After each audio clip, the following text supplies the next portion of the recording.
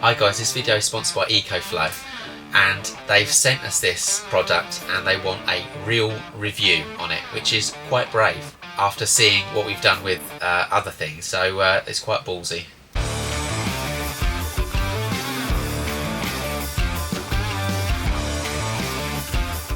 So we've been sent an Ecoflow River 2 Max to try out, and which is great because we were actually looking for something like this using a very, wonderful pair of scissors that I could find up there.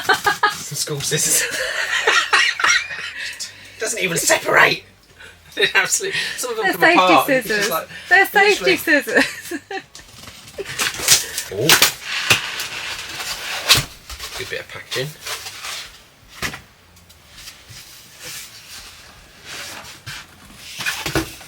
Instructions, and we've got some other bits and pieces, some cables, charging from your car, like from the cigarette lighter, mains charging, and then I'm not sure what this one's for.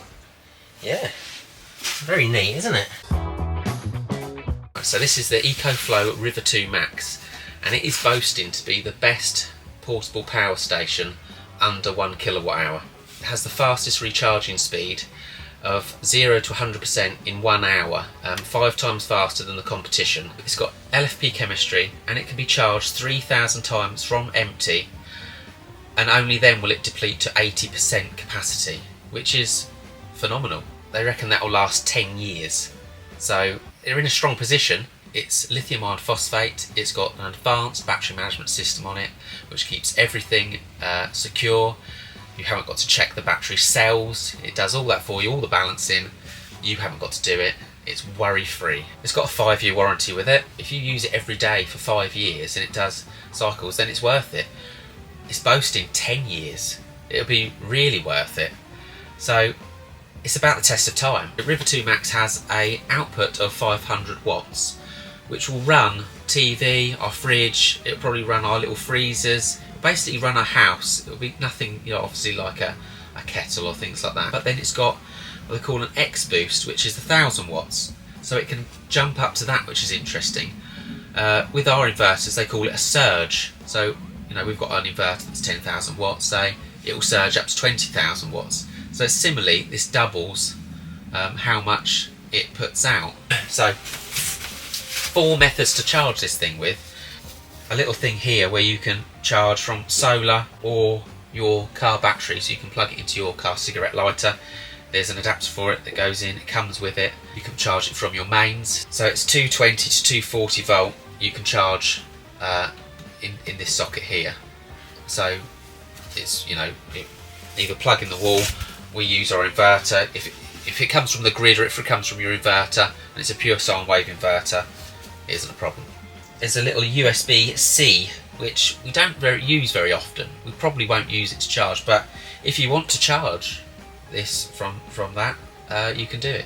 So this product also has an EPS auto switch on it, so if it's hooked up to your devices and you have a power outage, this should come on so quick that things won't go off, so your TV shouldn't go off or anything like that. So it can be plugged in and it does it as quick as that, 30 milliseconds. This is 30% lighter than the previous version, and I just walked up a ladder to get into this hayloft. Good job this is light. So light, I just can't believe how light the thing is and for what it's supposed to do. So it's going to be really interesting when we actually plug it in and start using it. So my take of the instructions so far is that they're pretty simple. In fact, I think that might be the problem. It's sort of lacking, because I think actually once you get the app it might be quite intuitive and it might just come quite naturally just looking on the app. Because I think a lot of these things are app driven. It's got Wi-Fi, so you can use it long distance, or if you're closer to it you can use Bluetooth.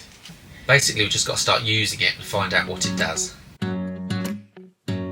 Right, so we're on holiday at a place called Centre Parks, and you can get to this place, it opens about 10 o'clock, but you can't get into your little room or little home until about 4 o'clock. If you eat out, it costs you a fortune, and also if you get something like a takeaway, you eat out, there's so much sugar and salt in the food that our little one went a bit loopy, and we felt quite guilty and cruel, didn't we? Because we had a Chinese one night and she was up the wall. So we make our own meals and we bring them frozen, and we know what's in them, we know they're healthy. So what we did was we brought this thing and we kept it in the car, and while this runs on your car battery while your car's on, it won't run while your car's off. So we turn this thing on and it's brilliant. So you just turn the button on like this, it comes, it tells you how much power is in it, and it had 31% when it arrived, 31% charge. So we fully charged it.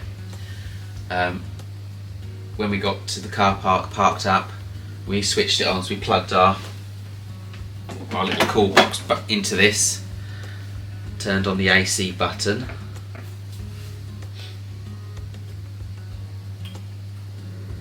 and that started the cool box, keeping everything cool.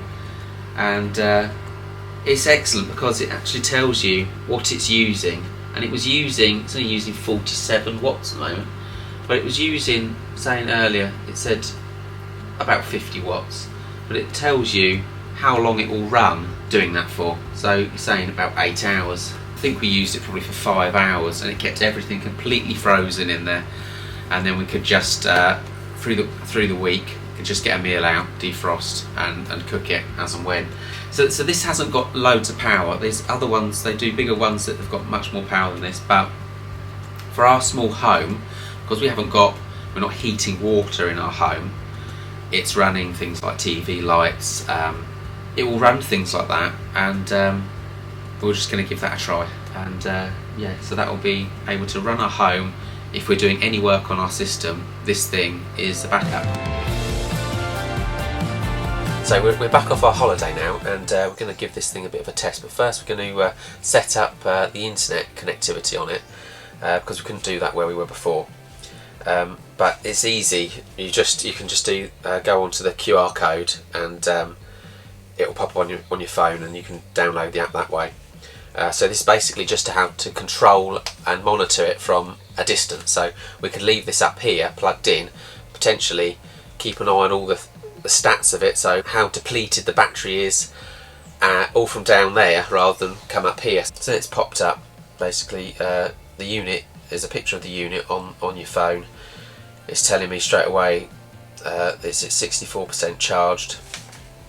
I click on the unit, and then tells you the available time, what it's using at the moment, which is nothing, and then it tells you basically what the individual things are doing. USB-C if you were charging using USB-C, or using AC from a plug in the wall from grid, or what you would be charging using solar. So it's really self-explanatory. Then you've got settings, so you can set AC charging speed, and then you've got DC mode, car input, really easy to see what's going on, X boost. We just leave it on because if you want power, it'll be there. And then I put the discharge charge level so to 100%, so I want it to charge to 100%, but I only want it to discharge to 20%, so I've left it like that. But it can go obviously right down to 0 if you want. It's all configurable on the app. And then there's a firmware if you had to do any firmware updates, screen timeout so that this doesn't stay on if you want this to stay on longer, which has gone off now. If you want the screen to stay on longer or turn off to energy save, you can have that option as well. Loads of options, completely configurable from the app. So this is why you don't need a big set of instructions really, because there's an app for everything. So what we're going to try today is we're going to try and plug it in and see if it runs our small home. When we have to do work on this system, and we're going to have to do work on this system shortly, we will switch things off, but on a dark day when the children are being looked after, you need the lights on in there and the TV and things like that a bit more comfortable. It's going to take us a little while to sort out what we've got to sort out. We're not using our freezers, they're on a different sort of circuit. It'll be running a fridge, it'll be running TV, and it'll be running lights, and I think that's about it really. But it probably could do more. If we perhaps put the bread maker on, it might use the... What? The bread maker's on. So we've left our bread maker on and we're meant to be doing a test for this machine. It should be able to do it for a short time on the surge, so it's actually quite a good test for it. At the moment on our Servo GX, through everything, we're only using 204 watts, and that's with freezers, but they don't come on very often, the freezers, because they're always closed. And we've got obviously no dishwasher and no washing machines or tumble dryers on, because that would be too much for it. So I've got to mess around with some plugs.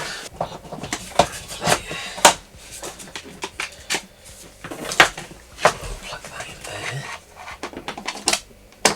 152 watts. So that'd be running the house.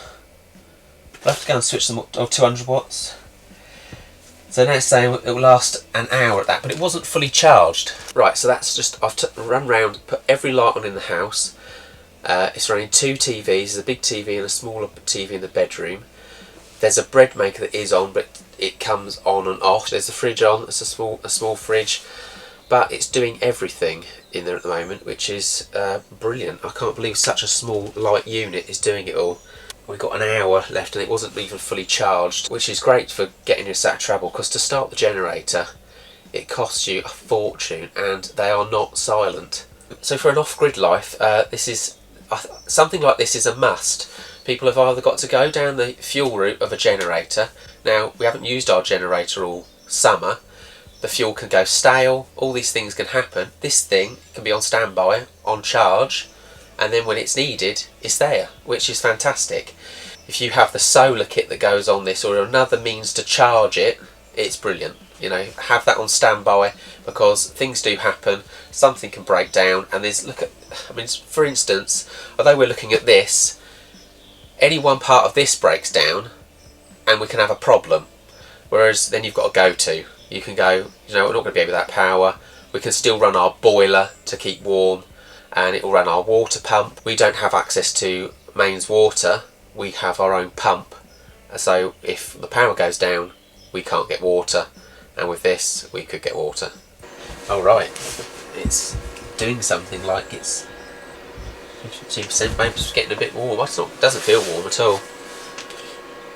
But there's a fan coming on. So we've had a good test with this today, and it's been really interesting and useful. I think it's going to be a really useful bit of kit actually, and definitely when we get a camper van, it will be coming with us. You could actually take it, you know, in your camper van and then go in a tent somewhere. You know, you can walk further into the woods and be in the wild. Now, how rugged is it for all that sort of stuff? It's questionable, really. It is plastic. Not a lot of these things are metal anymore, because, you know, well, it's expensive, it's heavy. They've got to do something. They want to make it light, so I can understand why they've gone down that. It is pretty tough. If you drop it, it will break. You know, some parts of it where the fan bits are, is thin plastic in there. So, you know, it's a double-edged sword really. You want it light, but you also want it rugged. For where this sits in the market, I think it's absolutely brilliant actually. So that's the RiverMax 2. If you're interested, click the link in the description. Thanks Ecoflow for sponsoring this video.